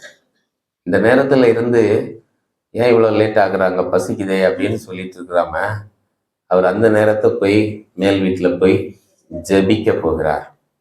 அப்போ இந்த தாபரமாக கொண்டாய் என்கிற அனுபவம் இப்படிப்பட்ட தேவ மனிதர்களுடைய வாழ்க்கையிலிருந்து நாம் சரியாக அதை புரிந்து கொள்ள வேண்டும். சும்மா ஒரு ரூமுக்குள்ள போய் அடைச்சிட்டு எப்பவுமே இருந்துக்கிறது அல்ல. அந்த டைம் ஆண்டவரோட தரிசனத்தை கொடுக்கிறார், தரிசனத்துல விளக்கங்களை சொல்லுகிறார். கரெக்டா அந்த நேரத்துல 3 பேர் கதவு தட்டுறாங்க. இவர் கீழே இறங்கி வர்றாரு. கேட்கிறாங்க, ஆண்டவர் இப்படி சொன்ன உடனே நான் தான் பேதுரு என்று சொல்லி அவர் தன்னை அறிமுகப்படுத்திக் கொள்கிறார். 20வது வசனம், நீ எழுந்து இறங்கி ஒன்றுக்கும் சந்தேகப்படாமல் அவர்களுடனே கூட போர், நானே அவர்களை அனுப்பினேன் என்று அவனுக்கு சொன்னார். அதையும் தைரியமாக சொல்ற. இப்போ 22வது வசனத்துல கொர்நேலியுவை பற்றி அங்கிருந்து வந்த 3 நபர்கள் தாங்கள் என்ன முகாந்திரத்தில் இங்கு வந்திருக்கிறோம் என்று பேதுருவினிடத்திலே சொல்கிறார். அதற்கு அவர்கள், நீதிமானும் தேவனுக்கு பயப்படுகிறவரும், இதுவரைக்கும் பேதுருவுக்கு என்ன ஆண்டவர் செய்ய சொல்றாருன்னு தெரியாது. 3 பேர் வர்றாங்க, அவங்க கூட போ, அவ்வளவுதான். வாட் வாஸ் த மிஷன், எதுக்காக தெரியாது. ஆனால் இங்கே இவர்கள் சொல்லுகிறார்கள், அதற்கு அவர்கள், நீதிமானும் தேவனுக்கு பயப்படுகிறவரும் யூத ஜனங்கள் எல்லாராலும் நல்லவர் என்று சாட்சி பெற்றவருமாகிய கொர்நேலியு என்னும் 100க்கு அதிபதி உம்மை தம்முடைய வீட்டுக்கு அழைப்பித்து உம்மால் சொல்லப்படும் வார்த்தைகளை கேட்கும்படி பரிசுத்த தூதனாலே தேவ எத்தனமாய் கட்டளை பெற்றார் என்றார்கள். அவ்வளவுதான், பரிசுத்த தூதனாலே கட்டளை பெற்றிருக்கிறார். உங்களை கூட்டிட்டு போகணுமா, நீங்க சொல்றதை கேட்கணுமா? இன்னும் அவங்களுக்கு ஆண்டவர் இயேசு கிறிஸ்து இதெல்லாம் பத்தி ஒண்ணுமே தெரியாது. இப்ப இவர்கள் புறப்பட்டு செல்கிறார்கள். 25வது வசனம், கொர்நேலியு அவனுக்கு எதிர்கொண்டு போய் அவன் பாதத்தில் விழுந்து பணிந்து கொண்டான். யோசிச்சு பாருங்க, இவ்வளவு பெரிய ஒரு ஆபீசர், சிட்டி போலீஸ் கமிஷனர், யார்கிட்ட விழுறாரு? ஒரு சாதாரண ஃபிஷர்மேன், மீனவர். ஆண்டவர் இந்த இடத்துல அவருக்கு அவ்வளவு உயர்வை கொடுத்திருக்கிறார். இவர் அவர் காலில் விழுகிறாரு. இதுதான் கொர்நேலியுவினுடைய பணிவு. இப்ப அந்தரங்கத்தில் பார்க்கிறார் தேவன். எதை பார்க்கிறார்? உன்னுடைய இருதயம் எந்த அளவிற்கு தாழ்மைப்பட்டிருக்கிறது என்று பார்க்கிறார். அதைத்தான் வேதம் மத்தேயு 5:8 அழகாக நாம் பார்க்கிறோம். ஆவியில் எளிமை உள்ளவர்கள் பாக்கியவான்கள். ஆவியின் எளிமை இருந்தாச்சுன்னா நம்முடைய செயல்கள் எல்லாவற்றிலையும் அது வெளிப்படும். அப்ப அவருடைய வாஞ்சை அங்க தெரியுது. இவர் வந்துட்டார், பெரிய சந்தோஷம். ஏன் இவ்வளவு நாள் அவர் பண்ணிக்கொண்ட தேவ பக்தி உள்ளவராய் இருக்கிறார், இவ்வளவு நாளும் தேவனுக்கு பயந்து நடக்கிறார், இவ்வளவு நாளும் தான தர்மங்களை செய்து கொண்டிருக்கிறார், ஜெபித்து கொண்டே இருக்கிறார். எனக்கு ஒரு வழியை காட்டும், இந்த உலகம் எனக்கு நிம்மதியை தராது, எனக்கு ஒரு சந்தோஷத்தை தாரும். ஜெபித்து கொண்டே இருக்கிறார். ஆண்டவர் சொல்றார், அந்த ஆளு கூட்டு வா. அந்த ஆள் வந்துட்டார், காலில் விழுகிறார். அது மனத்தாழ்மையை நாம் பார்க்க முடிகிறது. அதற்கு பின்பாக பேதுரு எல்லாவற்றையும் சொல்லுகிறார். இங்க 3 காரியங்களை பேதுரு அழகாக அந்த கூட்டத்துல, அங்க யார் இருக்கா? கொர்நேலியு, கொர்நேலியுவின் குடும்பத்தார், நண்பர்கள், நெருங்கிய நண்பர்கள் அங்கே கூடியிருக்கிறார். 24வது வசனத்துல அது போட்டிருக்கு. அப்போ ஒரு ஃபேமிலி அவங்க உட்கார்ந்துருக்காங்க. அவங்களுக்கு அவர் அழகாக சுவிசேஷத்தை சொல்லுகிறார். 3 காரியங்களை அங்கே சொல்லுகிறார். 40வது வசனத்துல அவர் உயிர்த்தெழுந்ததை பற்றி சொல்லுகிறார். 42வது வசனத்துல அவர் மீண்டும் வருகிறார் என்பதை சொல்லுகிறார். 43வது வசனத்துல அவர் மீண்டும் வருவதற்கு நாம் ஆயத்தப்பட வேண்டும் என்றால் நமக்கு பாவ மன்னிப்பு தேவை, அதை தருகிறவர் என்று சொல்கிறார். 3 காரியம்: உயிர்த்தெழுதல், திரும்ப அவர் வருகிறார், திரும்ப வருகிறதற்கு நாம் ஆயத்தப்பட வேண்டும் என்றால் அதற்குரிய மன்னிப்பு அவரிடத்துல இருக்கு. இவ்வளவுத்தையும் நீ பெற்றுக்கொண்டாய் என்றால் உலகத்தில் சந்தோஷமாக நம்முடைய குடியிருப்பு எங்க இருக்கு? பரலோகத்தில் இருக்கு. அங்கிருந்து வருகிற தேவனை நாம், நம்முடைய கர்த்தராகிய இயேசு கிறிஸ்துவை நாம் எதிர்நோக்கி வாழ்கிறோம். இதுதானே பார்த்தோம் இன்னைக்கு லாஸ்ட் மந்த். எப்பப்பா எங்க இருக்குது இது? பிலிப்பியர் 3. கொஞ்சம் எல்லாத்தையும் நம்ம மெமரைஸ் ரொம்ப பண்ண முடியலனாலும் எது எங்கெங்க இருக்குதுன்னு கொஞ்சம் அப்படி ஞாபகம் வச்சுக்கிறதுக்கு ட்ரை பண்ணுங்க. வீட்டில் போய் அதை திரும்ப ஒரு தடவை இன்னைக்கு உள்ள மெசேஜ் என்னென்ன, ஹவ் வாஸ் த ஃப்ளோ, இதுக்கு பிறகு என்ன இதுக்கு அப்படின்னு ஒரு சின்ன ஒரு எக்ஸசைஸ் ஒரு 1/2 hour பண்ணி பாருங்க. ரொம்ப ஏதுவாக இருக்கும். நம்ம பைபிள் படிக்கும்போது இங்க இது இருக்கு இங்க இருக்குன்னு ஆண்டவர் நமக்கு அழகா கனெக்ட் பண்ணி, நம்ம முயற்சி பண்ணணும், ஆண்டவர் நிச்சயம் தருவார். அப்போ அதை எதிர்நோக்கி தான் ஐயா நம்ம இருக்கிறோம். அந்த எதிர்நோக்கி இருப்பதற்கு நான் தகுதி இல்லாதவனா இருக்கும் பொழுது எனக்கு இந்த உலகத்துல சந்தோஷம் இல்லை, நம்பிக்கை இல்லை, எதிர்நோக்குதல் இல்லை. நான் எதற்காக வாழ்ந்து கொண்டிருக்கிறேன்? ஆகையினாலதான் சோர்ந்து போகிறோம். அப்படி உள்ள காரியங்களை எடுத்து சொன்ன உடனே அங்கே ஞான ஸ்நானமும் கொடுக்கல, அவங்க யாரும் ஒண்ணும் கேட்கல. அவங்க மேல என்ன ஆச்சு? பரிசுத்த ஆவியானவர் இறங்குகிறார். அப்புறம் தான் சொல்றாங்க, பரிசுத்த ஆவியை நம்மை போல் பெற்றுக்கொண்ட இவர்களுக்கு தண்ணீரை விலக்கலாமா? அப்புறம் ஞான ஸ்நானம் கொடுக்கிறாங்க. இதற்கு பின்பாக தான் புறஜாதிகளுக்கு சுவிசேஷம் அறிவிக்கப்படுகிறது. இந்த காரியங்களை போய் பேதுரு போய் சொல்லுகிறார் எருசலேமிலே. அதற்கு பின்பு அப்படியே சுவிசேஷம் புறஜாதிகளுக்கெல்லாம் சொல்லப்படுகிறதற்கு இது ஏதுவாக இருந்தது. ஆகையினால இதற்கு அடிப்படையாக ஒரு வழியை உண்டு பண்ணது இந்த கொர்நேலியு. அவர் எதையும் தெரிந்திருந்தாரா? இல்ல. ஒரே ஒரு காரியம், அந்தரங்கத்தில் அவர் ஜெபித்து கொண்டிருந்தார். வெளியில பார்க்கறதற்கு பெரிய போலீஸ் ஆபீசர், 100க்கு அதிபதி, சேவகர்கள் எது இருந்தாலும், ஆனால் அவருக்குள்ளே இருந்தது மனத்தாழ்மை. அவருக்குள்ளே இருந்தது கர்த்தருக்கு பயப்படுகிற பயம். இந்த கர்த்தருக்கு பயப்படுகிற பயமும் மனத்தாழ்மையும் சேர்ந்து செயல்படுகிற ஒன்று. கர்த்தருக்கு பயப்படுகிற பயம் என்ன சொல்லும் நமக்கு தெரியுமா? நான் இந்த காரியத்தை செஞ்சேன்னா என் கூட இருக்க கர்த்தருக்கு அது கொஞ்சம் மன வருத்தத்தை கொடுக்கும். அவரை மன வருந்த வைக்கிறது எப்படி? நான் அதை செய்ய மாட்டேன். இது கர்த்தருக்கு பயப்படுகிற பயம். இந்த காரியத்தை கர்த்தர் செய்ய சொல்லி இருக்கிறார், ஆனா எனக்கு செய்யறதுக்கு கஷ்டமா இருக்குது. செய்யலைன்னா அவர் கொஞ்சம் கஷ்டப்படுவார், அவருக்காக நான் இதை செஞ்சிருவேன் அப்படின்னு நம்மை அர்ப்பணித்து விட்டு கொடுத்து செய்யறோம் பாருங்க. இது கர்த்தருக்கு பயப்படுகிற பயம். கர்த்தருக்கு பயப்படுகிற பயம் என்னென்ன கொடுக்கும் தெரியுமா? நீதிமொழிகள் 22:4 நீதிமொழிகள் 22:4 தாழ்மைக்கும் கர்த்தருக்கு பயப்படுதலுக்கும் வரும் பலன் ஐஸ்வர்யமும் மகிமையும் ஜீவனுமாம். தாழ்மை, கர்த்தருக்கு பயப்படு, இந்த ரெண்டும் they go together. சும்மா பயந்து பயந்து இருக்கிறது இல்ல. ஐயோ இன்னைக்கு நான் இதை படிக்க மாட்டேன். ஆண்டவர் எப்பவுமே விட்டுதான் படிப்பார்.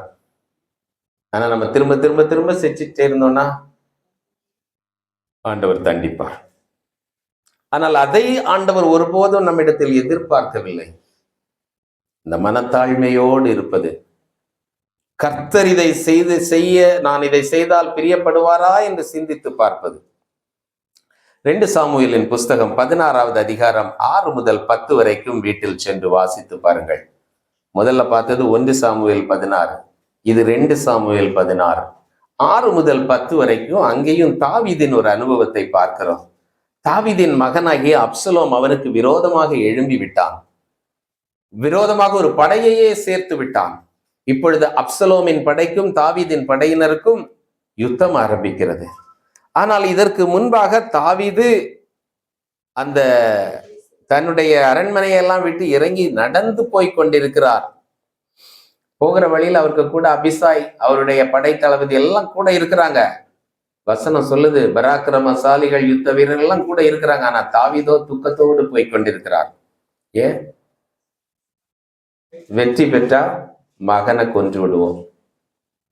இப்ப இங்க பயங்கர டிஸ்டர்பன்ஸ் ராஜ்யத்துல, என்ன செய்வதென்று தெரியவில்லை. இதற்கெல்லாம் அடிப்படை காரணம் தன் வீட்டிலே நடந்த நிகழ்வு. அன்று அதை கவனிக்க முடியவில்லை. இப்படி அவனுடைய மனம், ஒரு தேவனை அறிந்த பிள்ளையினுடைய மனம் எவ்வளவு உடைந்திருக்கும் என்பதை நாம் புரிந்து கொள்ள முடிகிறது. போய்கொண்டே இருக்கிறார். அப்போ அங்க ஒருத்தர் சிமேயின் ஒருத்தன் வந்து அவரை பார்த்து சபிக்கிறான். நீ இரத்த பிரியன், நீ அநியாயம் செய்தவன், சவுல் வீட்டுக்கு குடும்பத்திலிருந்து ராஜ்யபாரத்தை நீ எடுத்துக்கொண்டாய், ஆகையினாலதான் உனக்கும் உன் மகனுக்கும் சண்டை என்று சொல்லி சபிக்கிறான், கற்களை வீசுகிறான். இதெல்லாம் அப்போ அந்த அபிசாய் சொல்லுகிறாரு, நான் போய் இவனை வெட்டி தலையை கொண்டு வந்துடட்டுமான்ட்டு. சின்ன விஷயம், ஒண்ணும் இல்லை. இவங்க ஒரு பெரிய படையா இருக்கிறாங்க. துக்கத்தோட இருந்தாலும் பெரிய படை. அவன் ஒருத்தன் தான் அங்க இருக்கிறான். அப்ப தாவீது என்ன சொல்லுகிறார்? தேவன் இதை அனுமதித்திருப்பார் என்றால் இதற்கு விரோதமாய் நம்ம செய்யறது. நீங்க வீட்டில் வாசிங்க, நான் அதுக்கு எடுக்க போகல. அப்போ நமக்கு விரோதமாய் யாராவது ஒரு காரியத்தை செய்யும் பொழுது நம்முடைய மனது எப்படி அதை எடுத்துக்கொள்கிறது? முடிஞ்சா அவங்கள ஒரு தாக்கிடுவோம், முடியலைன்னா மூலையில போய் உட்கார்ந்து அழுவோம், ஜெபம் பண்ண மாட்டோம். இது கர்த்தருக்கு முன்பாக பிரியமாக இராது. முடிஞ்சா ஒரு தாக்கு, வார்த்தையினாலேயாவது கையினாலேயாவது இல்லை யார்கிட்டையாவது சொல்லி நான் யாருன்னு காட்டிட்டேன்னா ஒரு திருப்தி. அப்படி இருக்கிறோமா? இல்லை என்னால் ஒன்றும் பண்ண முடியலன்னு யார்கிட்டையாவது போய் உட்காந்து அழுதுகிட்டு சோர்ந்து போயிருக்கிறோமா? இப்படி செய்வது கர்த்தருக்கு பயப்படுகிற பயமோ மனத்தாழ்மையும் அங்கு இல்லை. ஏன் நம்ம அழுகிறோம்? என்ன போய் இப்படி சொல்லிட்டானே என்று நம்மால் அதை தாங்கிக் கொள்ள முடியவில்லை. தாவீது அழகா சொல்லிவிட்டாரு, ஆண்டவர் அனுமதிச்சா நம்ம என்னப்பா இருக்கலாம். அவர் போகிற காரியத்தை விட்டு விடவில்லை. அவர் எதற்கு போய் கொண்டிருக்கிறார் அதை மறந்து விடவில்லை. இப்படி அந்த நேரத்தில் அவருக்கு ஒரு எண்ணம் வந்தது பாருங்க, இது போல நமக்கு எல்லா நேரத்திலையும் வரணும். நம்ம எப்ப ரொம்ப டல்லா போய் நமக்கு வந்து கொஞ்சம் வீக்கா இருக்கிறோமோ அன்னைக்கு நம்ம அட்டாக் பண்றதுக்கு நம்ம பிடிக்காதவங்க வார்த்தைகளை விடுவோங்க. எனக்கு அப்பவே தெரியும், நான் அன்னைக்கே நினைச்சேன், நான் ஏற்கனவே சொன்ன பிறகும் கேட்கல. நம்மளை ஹர்ட் பண்ணணும்னு சொல்ல மாட்டாங்க, ஆனா அவங்க சொல்லுவாங்க. நம்மளும் சில நேரத்துல சொல்லுவோம். அந்த நேரத்துல மனத்தாழ்மையை அணிந்து கொள்ளுங்கள். அதுதான் நீதிமொழிகள்ல சொல்லியிருக்கு. மனத்தாழ்மையும் கர்த்தருக்கு பயப்படுகிற பயம் இருந்தா என்ன கிடைக்கும்? ஐஸ்வர்யம், கனம், நீதி, ஆயுள், மகிமை, ஜீவனுமாயிருக்கிறது. இதையெல்லாம் நம்ம எப்படி புரிந்து கொள்ளுகிறோம்? நான் ஜெபிக்க போய் இருக்கும்போது என்னுடைய அந்தரங்கத்தை பார்க்கிறவர் நான் எந்த அளவிற்கு மனத்தாழ்மையோடு உலகத்தில் வாழ்ந்து கொண்டிருக்கிறேன் என்று பார்க்கிறார். இப்ப அதெல்லாம் விட்டுட்டு வெளியில போய் பாரு, நீ என்ன இப்படி பண்ணிட்டல, நான் 1 வீக் ஃபாஸ்டிங் இருந்து பாரு, உனக்கு அகேன்ஸ்ட் ஜெபம் பண்றேன்னு சொல்லிட்டு உள்ள போய் நீ கதவு பூட்டிட்டு இருந்து என்ன பிரயோஜனம்? ஆண்டவர் அதான் சொன்னாரு, உன் சகோதரனுக்கு விரோதமாய் உனக்கு ஏதாவது இருந்தா முதல்ல போய் அதை செட்டில் பண்ணிட்டு வா, பலிபீடத்துக்கு முன்னாடி காணிக்கையை வச்சுட்டு போயிட்டு வந்துரு. எனவே இன்றைக்கு பிரியமானவர்களே, அந்தரங்கத்தில் இருக்கிற பிதா உன்னை அந்தரங்கத்தில் பார்த்து வெளியரங்கமாய் பதிலளிக்கிறவராய் இருக்கிறார். இதை நாம் கவனிக்க வேண்டும். நம்ம ஜெபிக்கிறோம், நம்ம பல நேரத்துல ஜெபத்துல நமக்கு இன்ட்ரெஸ்ட் இல்லாம போறதுக்கு காரணம் என்ன? நம்ம பண்ணின நிறைய ஜெபம் நமக்கு what is the impression you have about your prayer? நான் ஜெபம் பண்ணா கடவுள் கேட்க மாட்டார் அப்படின்னு இருந்தா நம்ம அடுத்த நேரம் ஜெபத்துக்கு வர்றதுக்கு இன்ட்ரெஸ்ட் இருக்காது. நான் ஜெபம் பண்ணா கர்த்தர் எனக்கு கேட்பார், எனக்கு பதில் அளிப்பார். அதுதான் நம்ம எபிரேயர்ல கூட வாசிக்கிறோம். என்ன வாசிக்கிறோம்? பலன் அளிக்கிறார் என்றும். அப்பதான் ஆண்டவருக்கு அதுல பிரியமா இருக்கு. விசுவாசம் இல்லாமல் தேவனுக்கு பிரியமா இருப்பது கூடாத காரியம். அப்ப இதுல விசுவாசம் என்பது என்னுடைய கடந்த வாழ்க்கையின் அனுபவம், தேவன் மீது நான் கொண்டிருக்கிற பற்றுறுதி, இது எல்லாவற்றையும் சார்ந்து எனக்கு முன்பாக எனக்குள்ளே ஒரு மனத்தாழ்மை, எனக்குள்ளே ஒரு நம்பிக்கை, எனக்குள்ளே கர்த்தருக்கு பயப்படுகிற பயம், இதெல்லாம் சேர்ந்து கிரியை செய்வதை ஆண்டவர் எதிர்பார்க்கிறார். இந்த அந்தரங்கத்தில் பார்க்கிறவர் வெளியரங்கமாய் பதிலளிப்பார் என்பதுல அதிகமான அர்த்தம் இருக்கு. ஆனால் இதை நாம் செய்து தேவனிடத்திலே வெற்றியை நாம் பெற்றுக்கொண்டு வாழ்வோம் என்றால், ஜெபத்துக்கு வாங்கன்னு கூப்பிட்டோன்னு என்ன பண்ணிடுவோம்? உற்சாகமா ஓடி வந்துருவோம். நமக்கு தேவை இருக்கோ இல்லையோ, எவ்வளவோ தேவை இருக்கு. நமக்கு ஜெபிக்கிறதுல உற்சாகம் இல்லாம போறதுக்கு காரணம், நம்ம பண்ணின ஜெபத்துக்கு பதிலே இல்லை அப்படின்னு நமக்கு மைண்ட்ல ஒரு எழுத்து இருக்குது, எழுதி வச்சிருக்கிறோம். ஏன் இல்லாம போகுது? ஆண்டவர் தான் சொன்னாரு, கேளுங்கள் அப்பொழுது உங்கள் சந்தோஷம் நிறைவாகும்படி பெற்றுக்கொள்வீர்கள். அதை இன்னைக்கு சிந்திப்போம். என்னுடைய அந்தரங்கம் தேவனுக்கு முன்பாக எப்படி இருக்கிறது என்று இன்னும் ஒரே ஒரு காரியத்தை சொல்லி முடிக்கிறேன். ஏசாயா தீர்க்கதரிசியின் புஸ்தகம் 11வது அதிகாரம் எடுத்துக்கொள்ளலாம். ஏசாயா 11 1வது வசனத்திலிருந்து நான் வாசிக்கிறேன். இதற்கு முன்பாக 10 அதிகாரங்களை நாம் பார்க்கும் பொழுது எப்படியெல்லாம் தேசத்தில் அழிவு வரப்போகிறது என்று ஏசாயா மூலமாக ஆண்டவர் இஸ்ரவேல் தேசத்திற்கு சொல்லுகிறார். எல்லாம் சொல்லிட்டு 11வது அதிகாரத்துல வேணும்னா நீங்க இதை வாசிச்சுக்கலாம். 10வது அதிகாரம் 23வது வசனம், சேனைகளின் கர்த்தராகிய ஆண்டவர் தேசத்துக்குள்ளெங்கும் தீர்மானிக்கப்பட்ட அழிவை வரச் செய்வார். நான் தீர்மானிச்சுட்டா அதை செய்வார். இதெல்லாம் சொல்லிட்டு 11வது அதிகாரத்துல, ஈசா என்னும் அடிமரத்திலிருந்து ஒரு துளிர் தோன்றி அவன் வேர்களில் இருந்து ஒரு கிளை எழும்பி செழிக்கும். இயேசு கிறிஸ்துவை குறிக்கிறது. ஞானத்தையும் உணர்வையும் அருளும் ஆவியும், ஆலோசனையையும் பலனையும் அருளும் ஆவியும், அறிவையும் கர்த்தருக்கு பயப்படுகிற பயத்தையும் அருளும் ஆவியுமாகிய கர்த்தருடைய ஆவியானவர். அப்ப கர்த்தருக்கு பயப்படுகிற பயம் எங்கிருந்து வருது? கர்த்தருடைய ஆவியானவரை நாம் பெற்றிருக்கிறோம் அல்லவா? அந்த ஆவியானவரை நமக்குள்ளே எந்த அளவிற்கு வளர விடுகிறோம், எந்த அளவிற்கு அவரை ஆளுகை செய்ய விடுகிறோம் என்பதிலிருந்துதான் கர்த்தருக்கு பயப்படுகிற பயம் நமக்குள்ள எவ்வளவு இருக்குதுன்னு தெரியும். சும்மா பார்த்து இன்னைக்கு என்ன இது செய்யலைன்னா ஆண்டவர் அடிச்சுருவார் நினைக்கிற பயத்துக்கு எதுவும் தேவையில்லை. 4 ஃபெயிலியர் வாழ்க்கையில இருந்தா போதும், அதையே நினைச்சு பயந்துட்டு இருக்கலாம். ஆண்டவர் அதை சொல்லவில்லை. ஆவியானவர் மூலமாக கர்த்தருக்கு பயப்படுகிற பயத்தை அருளும் ஆவியுமாகிய கர்த்தருடைய ஆவியானவர். இன்றைக்கு அபிஷேகம் பெற்றிருக்கிற எல்லாரும், ஆண்டவரை ஏற்றுக்கொண்ட எல்லா பிள்ளைகளுடைய இருதயத்திலும் அவர் முத்திரையாக தரப்பட்டிருக்கிறார். எபேசியர் 1:13-14 வசனங்கள்.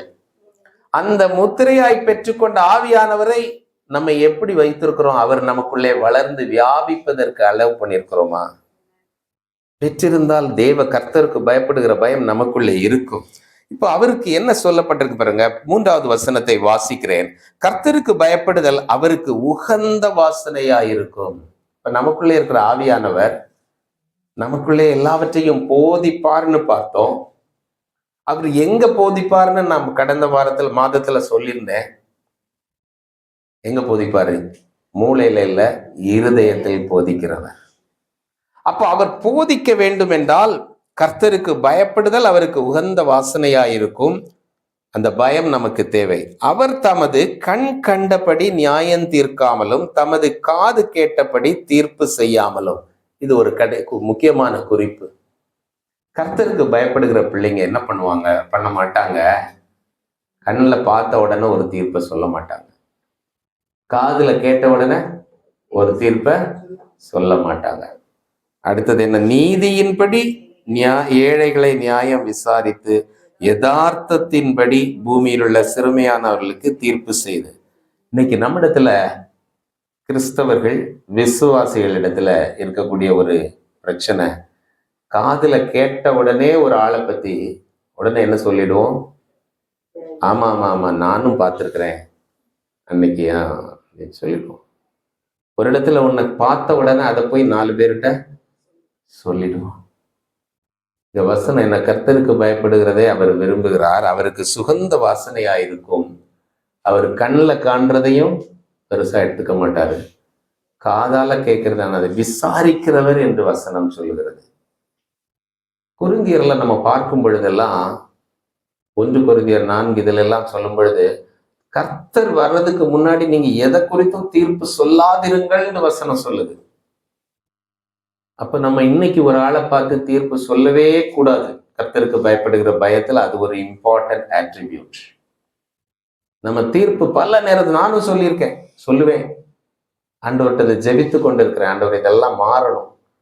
தீர்ப்பு சொல்லாதிருங்கள், அமைதியா பொறுமையா சரி பார்க்குறோம் அவ்வளவுதான், அது கடவுள் பார்த்துக்குவார் அப்படின்னு சொல்லிட்டு, இப்படி நம்முடைய இருதயம் சுத்தமாக கர்த்தருக்கு பயப்படுகிற பயத்தோடும் பக்தியோடும் தான தர்மங்களை செய்கிறதோடும் தேவனை நோக்கி ஜெபிக்கிறதாகவும் அந்தரங்கத்தில் ஜெபிக்கிற வாழ்க்கை இருக்கும் பொழுது கர்த்தர் நமக்கு வெளியரங்கமாக பதிலளிப்பார்.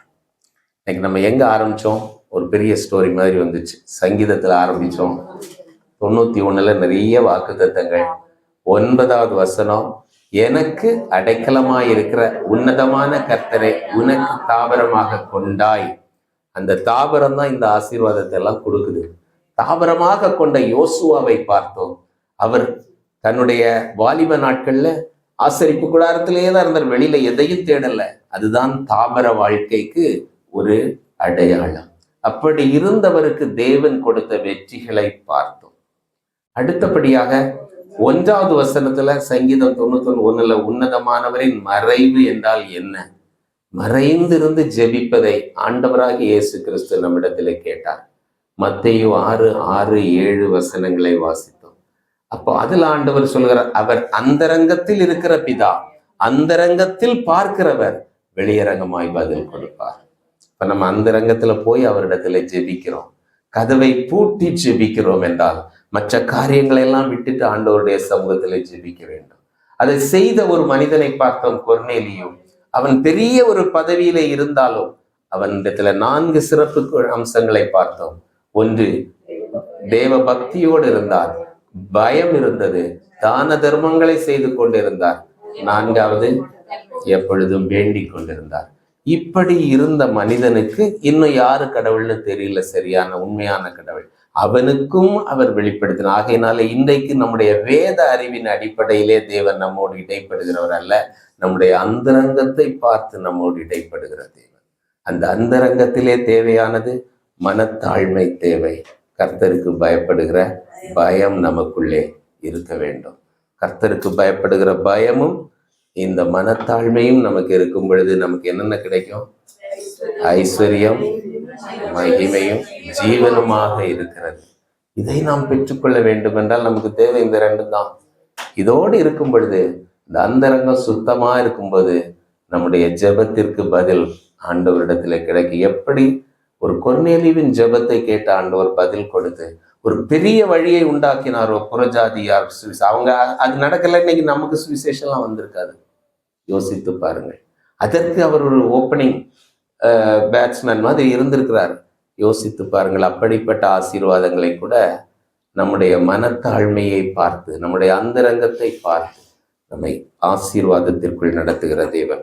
கண்களை மூடி ஆண்டவரை நோக்கி பார்க்கலாம். நம்முடைய ஜெப வாழ்க்கை இன்றைக்கு துளிர்விட வேண்டும். ஆண்டவரே, நீர் எங்களோடு பேசுனீர். நாங்கள் எங்களுடைய ஜெபத்திலே ஆண்டவரே வளர வேண்டும், பெருக வேண்டும் என்று சொல்லி ஆண்டவரிடத்துல இந்த நேரத்துல நாம் கேட்கலாம்.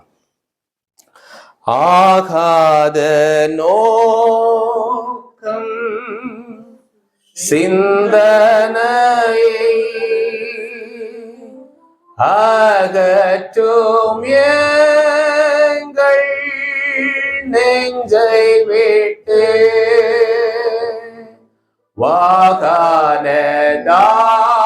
வாகானதாக்கும் மனமெல்லாம்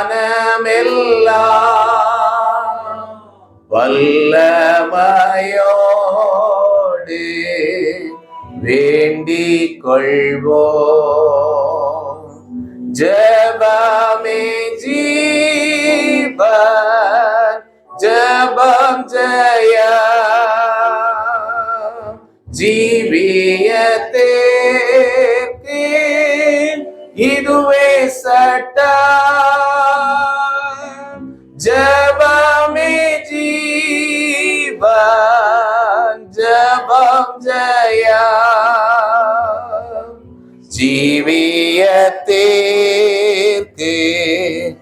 இதுவே சட்டம். பிரியமானவர்களே, ஜெபத்தில் தான் பெருக வேண்டும். அந்த அந்தரங்கம் சுத்தமாக இருக்கணும், மனத்தாழ்மையோடு இருக்கணும்.